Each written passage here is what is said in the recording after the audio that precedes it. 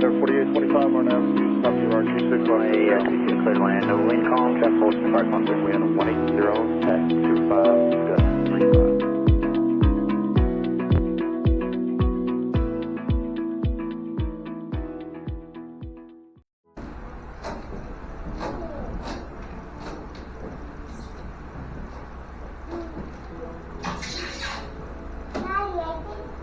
That's awesome. You did a great job. Is that clean enough, buddy, or do we need to do more? All right, we're in episode 12. Here's Tony. And I know it says I'm 5 on the front, but I was at that time, but now I'm 6. Yeah, you just turned 6, didn't you? Uh-huh. Happy birthday. Yeah. All right, so what we're doing now, we've already finished the horizontal stabilizer. We've got these parts painted, primed, ready to go. I just got to get off this tape and stuff. Oh, here we go. Looks like we're clecoing together the spar, the main spar, the rear spar, or front spar, actually, forward spar, for the vertical stabilizer. So I'm doing every other cleco so that I can rivet in between. And Tony's helping me. He's getting the clecos in place. Your hands still aren't strong enough. Maybe I don't think they're still strong enough today for you to do clecos all by yourself, right? I think they are. They're pretty hard. It's a good squeeze to do. You like climbing up on that table, don't you, Unit? And I do like shooting Daddy. Phew! So what we're gonna do is we are about to drill through the special RV-8 part. There's a part that needs 3 holes in it that's just for the RV-8 tail wheel version. If it's an A, you get different holes. So make sure you read your plans and follow the plans correctly, because we're gonna pull out that little part that goes at the bottom here. And I'm reading through it to make sure I don't mess it up here. I really don't want to make a mistake on Why a is part. there a little black spot on my head? That's your birthmark, buddy. Alright, get up tall. You good? That's a great way to do it. Okay, this goes up, this goes on, and go. Done. Next, go.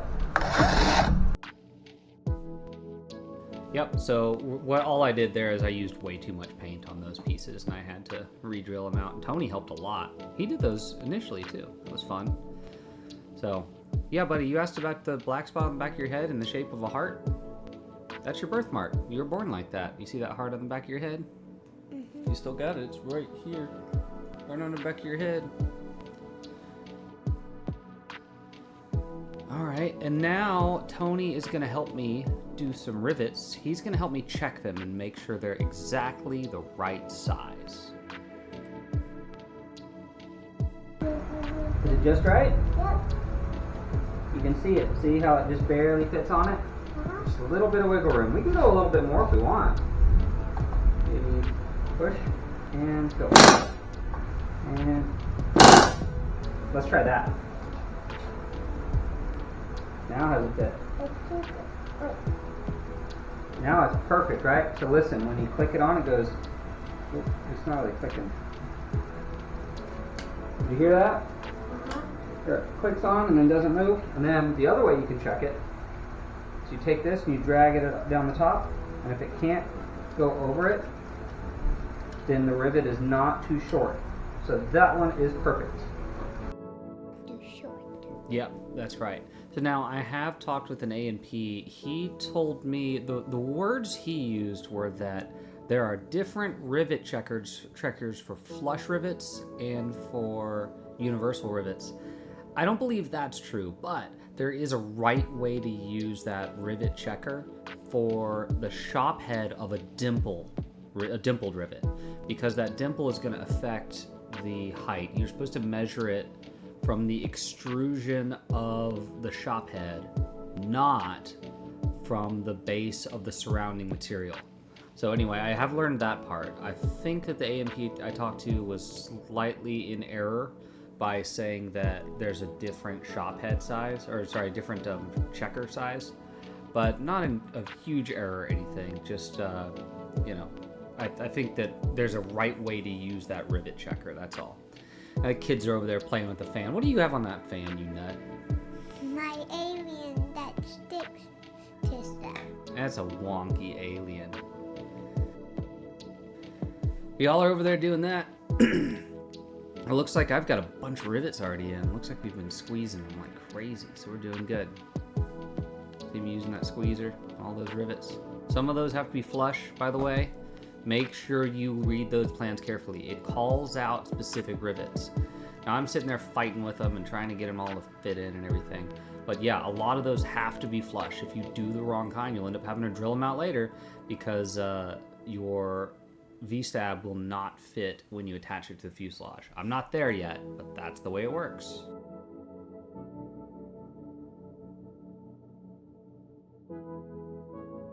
So I had tape over this spot and mindlessly took the tape off and started drilling because I'm a freaking genius. Anyway, went to drill this one out, got it shot pretty good. When the drill popped through the head just popped right off, and look at that. Didn't even touch the paint of the hole. It's exactly perfect.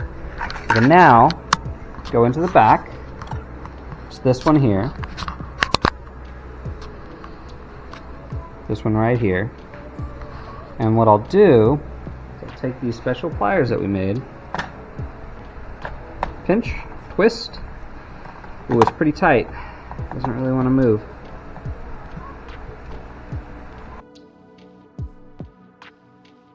Yeah, so the plans say put tape over certain holes to make sure that you don't rivet those holes. Well, don't turn your brain entirely off while you're riveting, because I just pulled that tape off and riveted that spot. Anyway, that was an example of me trying to get a rivet out. It did come out, and then all I just did was re-deburr the hole to make sure it's clean, and now it's still empty. And as of today, that hole still does not have a rivet in it, and that's the way it should be. You're seeing a couple of methods that I'm using to get those rivets in the holes after I painted. And I got too much paint on it. Look at those bubbles. Yeah. What are those bubbles? There's more bubbles. That's the time when we were using this stitch bubble. Stitch bubble. That's so many bubbles. You're getting it all over me. You are a nut. Look, you got a bubble gun. You're shooting it at me.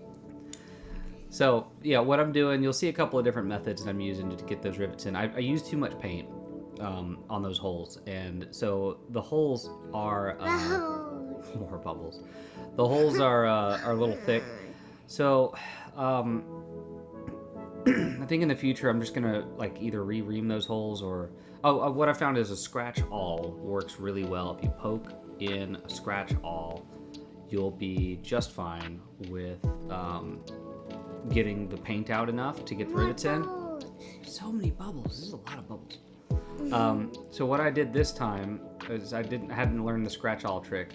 Was I deburred a little bit to get the top off, and then I used a mallet to get it in, and then there's still a couple that just would not go in. So I grabbed a slightly smaller drill bit and used it just sort of scrape the edges.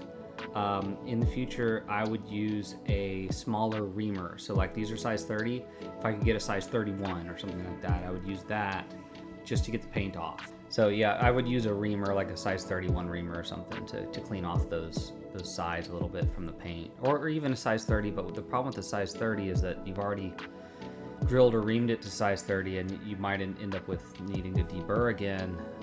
Anyway. Part of the problem of priming, you know, is that it does add a little bit. The scratch awl, I think, is what I'm going to stick with for my primary method of getting those darn rivets in the holes after priming. So now, yeah, you've seen my effective method that worked for this one, which was deburr a little bit, tap it in with the mallet, not too much force, just enough to get it in. And that's all. And if I couldn't get it in with a reasonable amount of force, and by reasonable I mean just a couple of light taps, then I would work on anything else. I'd deburr again, or I'd use a smaller drill bit because I did have a number 41 drill bit that I'd use. I did not have a number 31. For this one, I think I tried putting Clecos in there and sort of wiggling them around to clean it out. That worked. And also I did use the number 30 drill bit on a couple that I just could not get around. And I was thinking, well, darn it, that might get metal chips. You know, it's not going to be deburred on the inside between the two parts. This is terrible, right? Well, think about removing a rivet. When you remove a rivet, if you mess up the hole, then what are you supposed to do? You're supposed to drill it out to the next bigger size for another rivet. So if I go up to number 5 rivet, then I'm not going to be able to deburr the in-between of those two holes either. So I'm only going to do the exterior on both sides. So if I can drill it up to number 5 and then just deburr the sides that I can reach, then obviously I can just drill it back to a number 4, you know, a number 30.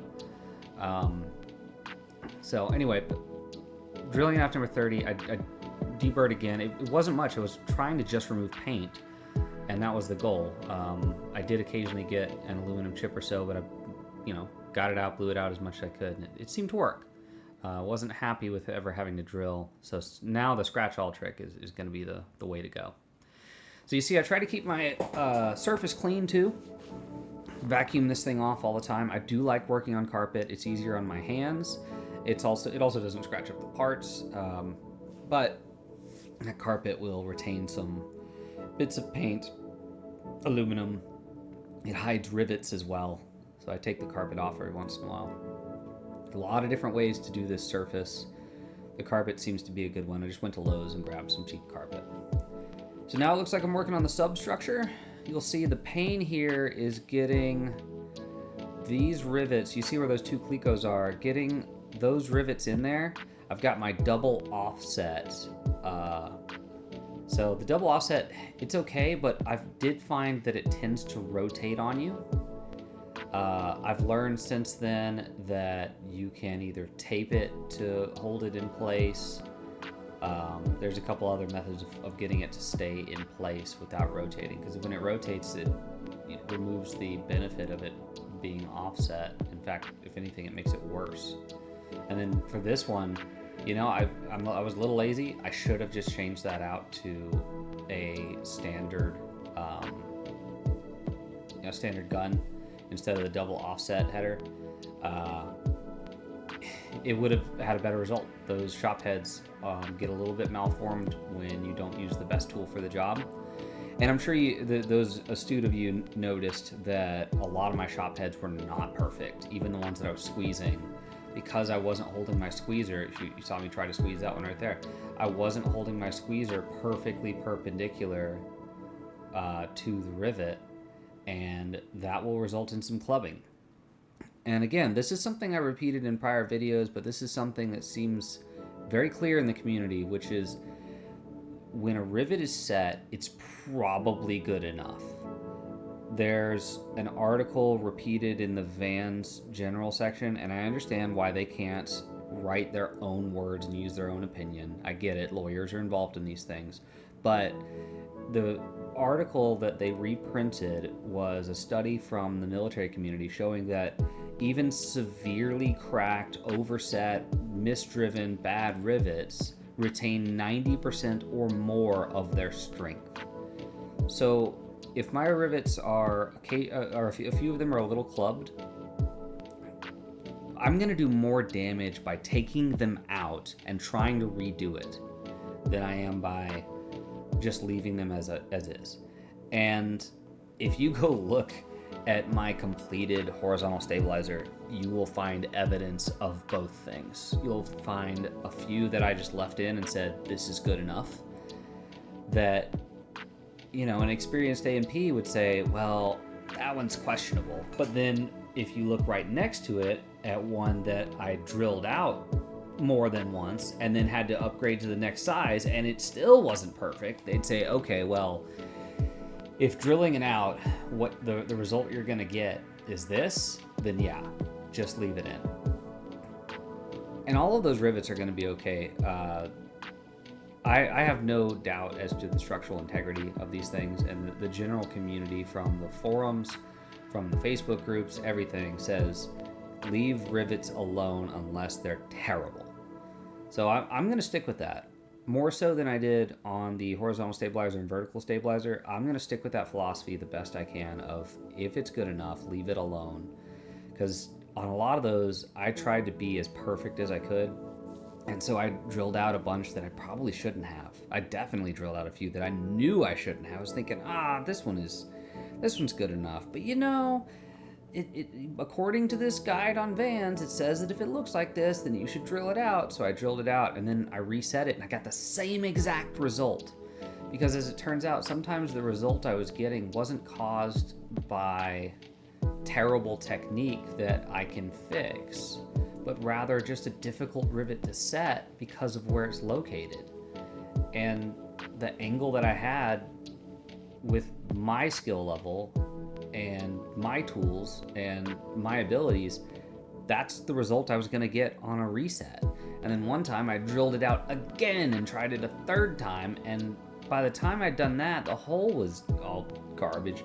So I had to up the hole. Thank goodness I have those oops rivets. If you don't have an oops rivet kit, here is a plug. Go get an oops rivet kit. I found this out.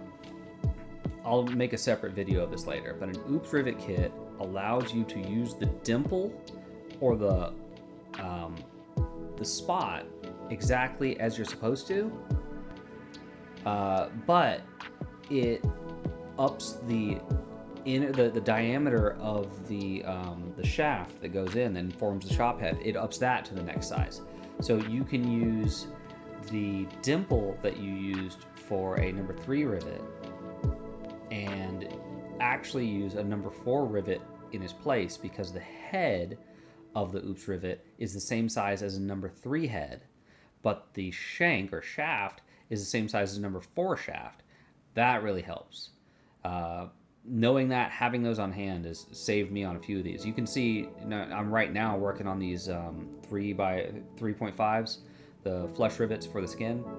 There's a couple of these that I goober up, and I'm just not holding the bucking bar correctly, and the whole thing breaks or bends or whatever, like it ends up malformed, and I have to drill these out, and I end up drilling these out to a number 30 size instead of a number 40, and the fix is to use an oops rivet. That's what they're for. They supposedly do not compromise the structural integrity. They still provide the same amount of strength. They still provide the same amount of holding power, but they prevent you from having wasted the hole and when you drill it out and you drill out number 40 and you hit the side and you realize, crud, I have now damaged this hole. You're not supposed to put in the same number 3 rivet, because it will now deform to fill that hole, and now you're talking about a deformed rivet. So when you squeeze it, you're going to lose strength. It's not going to deform the right way to give you the same tensile strength and loading strength that you want. So that's what you are supposed to drill it out to number 4 for and fill it in with an oops rivet. So you still get flush and you get the strength that you need. That's the solution. The last chance there is, of course, to use a cherry or a cherry max rivet, something like that, a pulled rivet, a blind rivet. If it's in somewhere you can't reach, that's what blind rivets are for. They don't look as pretty, that's for sure. But you can buy some cherry maxes or cherries. I've mentioned this before as well. I was told by an A&P that if you use a cherry max rivet, then you do not need to consult any sort of engineer or any sort of technical specifications. You can use a cherry max rivet to replace anything anywhere in the plane. So throw a cherry max in it and don't question it. However, when I called Vans and asked them that question, because unfortunately on in a later video I'll show you some rivets that I missed. I asked them the question, like, hey, can I just throw some cherry maxes in here because I can't squeeze these anymore? Vans can't give me a straight answer on that. They refuse to say, yes, you can throw in cherry max, or you can just use a weaker one or whatever. Instead, they said, document it in your plans, use whatever you think is best, and you're going to need to check that area. I'm not going to tell you that it's safe. I'm not going to tell you that it's unsafe, because different areas have different levels of strength, and they may or may not need a stronger rivet or a weaker rivet. If you use something that's too strong, like a Cherry Max rivet, on a thin material, you may end up deforming the material because of the amount of strength it takes to set that rivet. So you don't want to deform the material. So that's what they told me. I'll stick with that as good advice as well. So I'm sort of trying to determine a middle ground on those two rivets that I'm missing. I have not actually fixed that problem. I will point that out later, that once you can no longer access rivets, you're stuck with putting in a blind rivet. There's decisions to be made there. I'm not going to take off the skin of the vertical stabilizer, for instance. It wasn't the V-stab that I had this issue on, it was an elevator. But I'm not going to take off the skin just to be able to get to two rivets to squeeze them. I'm not going to throw the whole thing away either. So there's decisions to be made there. Do I use a weak aluminum rivet? Do I use a cherry rivet that is of medium strength? Or do I use a Cherry Max rivet that's of full strength? I've got one A&P telling me that Cherry Max is fine, and then I've got Van's builder support telling me that using a rivet that's too strong there might be excessive based on the thickness of the materials. So, food for thought there. As we go through this, working on the skins here, clearly I am cleaning up some holes down there in the bottom. I'm not sure. Oh, it looks like those were ones that needed to be done at the end as we're putting these together. So I'm getting these skins onto the final rear spar.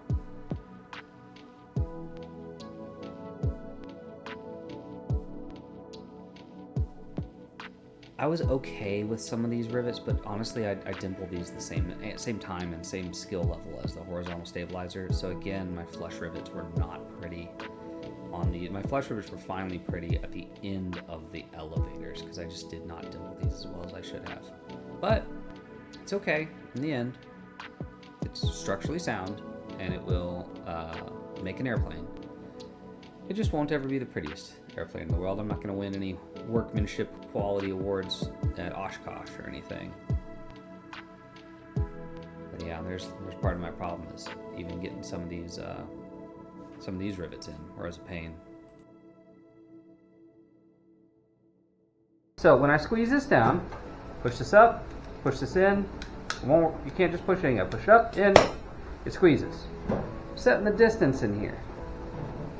If you've got a shaft with these little grooves in it, then you've got an adjustable shaft. I can twist this in, and go down, increasing the gap. I can twist it out, and I'll go in, decreasing the gap.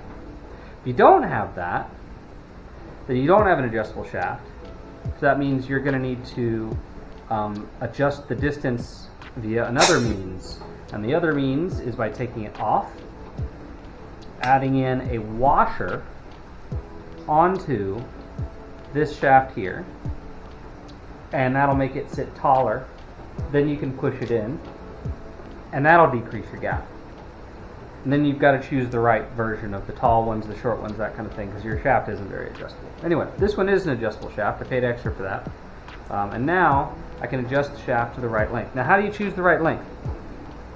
Grab the rivet that you're going to work with nothing in it, squeeze it down. Oh, I dropped the rivet. It's okay, I'll grab another one. Oh. You're going to look at the rivet, set it on there, set it along the side, and choose a distance that's shorter than this, like one that has more of a gap than this, because when you squeeze it, you want it, when you first look at it, you definitely want to under squeeze it. You do not want to over squeeze it. If you get it just right, okay, you're lucky, but you should aim to under squeeze on your first try. Then we're going to go ahead and put the rivet in the hole. Some of these holes are not as easy to deal with as others. I may choose a different one just because this hole is being a pain. Let's try this one. Oh, jeez. It's gonna be one of those days, huh? There we go. Now, in this case, I'm having to do this sort of upside down. Anyway, I'm going to go ahead and squeeze it. Whoop. I'm missing because I'm hitting the other rivet that's behind it. Now I got past it. And squeeze. So yeah, that's the adjustable rivet setter is very important, I think. So I bought my kit from eSham at, I think it was plaintools.net or something. I'm very happy with the kit. The DRDT2 and the pneumatic squeezer were a better price that way than by going from Cleveland. Cleveland, however, does have some advantages, and one is that their pneumatic squeezer comes with an adjustable yoke. And I'm now showing you how to, it looks like I'm drilling out one of these because I goobered it up, but that's okay. Cleveland comes with an adjustable yoke squeezer, the adjustable part of the squeezer, and that adjustable thing is a heck of a lot easier than using washers. I've already shown you how to drill out a rivet. I've already given examples of that in this video, so I'm not going to bother you with that again. But this is one where I was able to drill out the head and pop it off. This was a flush one, and then pop out the bottom. This one went pretty well, so I was happy enough with this. Now I'm going to get those, oh, looks like I got all the clecos off. We're going to go ahead and get all the rest of these done. Got a bunch of these darn rivets to do. You see how long it takes. This was several days worth of work just to get all these rivets in and squeeze these things. And you know what amazed me about this project is the level of precision required in the setting of these things. Like, sure, I can set that squeezer to the right length, and man, that makes it easier to be able to consistently reproduce the same results. But just being a little bit off on perpendicularity between the squeezer and the rivet, what a pain. And then this area is not fun. When you're looking at me using the bucking bar on those front bits, that's not easy. And now it looks like I'm drilling that rivet out. Yep. Popping that rivet out. You can see me, I'm trying to use a number 41 drill bit there to make sure that I don't damage the hole. And now I'm using the punch to try and get it through, because the problem with using the 41 drill bit is that you don't actually get it all the way out. So the punch, it never worked. I wouldn't recommend the punch. Not the spring-loaded punch. I think I did use that. You see it off to the left there, besides the hammer. That one is like a mechanical punch. I think I pushed on that with my hand instead of using the spring-loaded one. I think that's what got it out. Now I'm trying to use. Oh, here we go. I see what I did.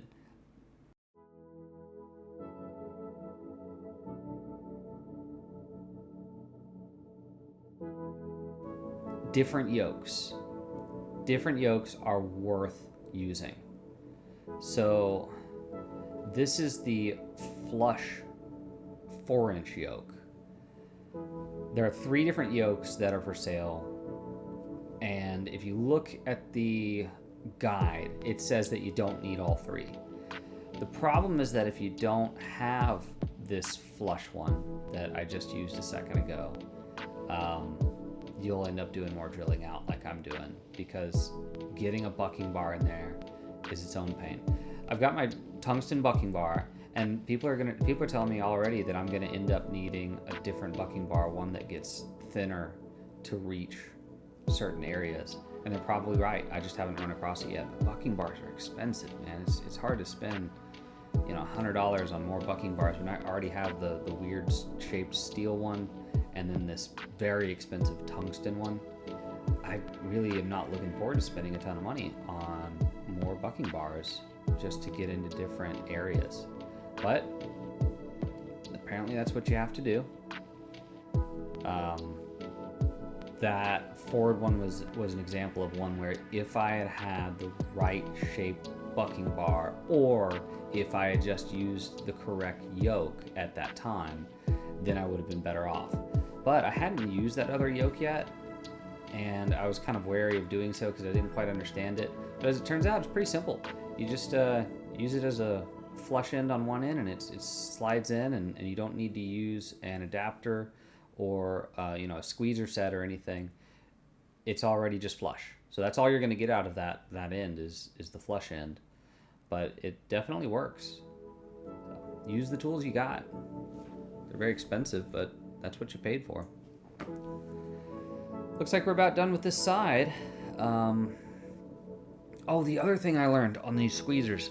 This is important. I'm going to add this to my short video of lessons learned. Maintain your squeezer. All you got to do is put a couple of drops of oil in the air inlet. That takes care of it. There's no other spot. I was looking all over the squeezer for like an oil spot. No, just put some oil in the air inlet. Apparently that's all it needs.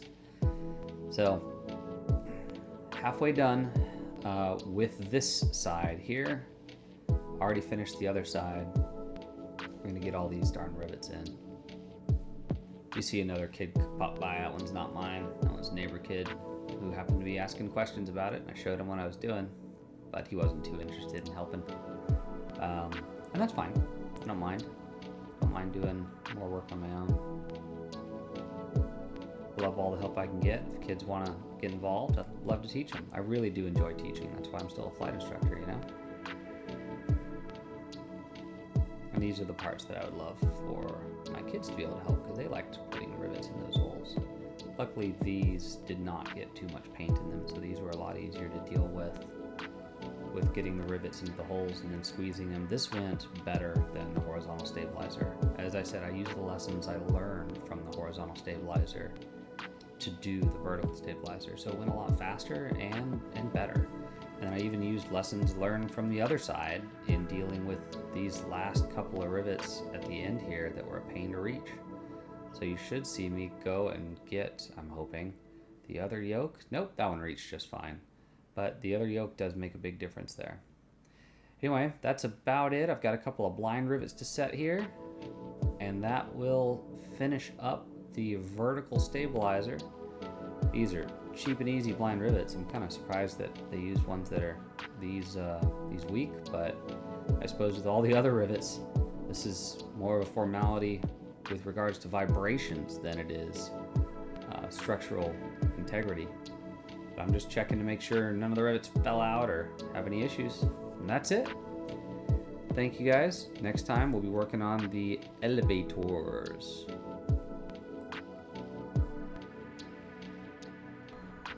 Beautiful.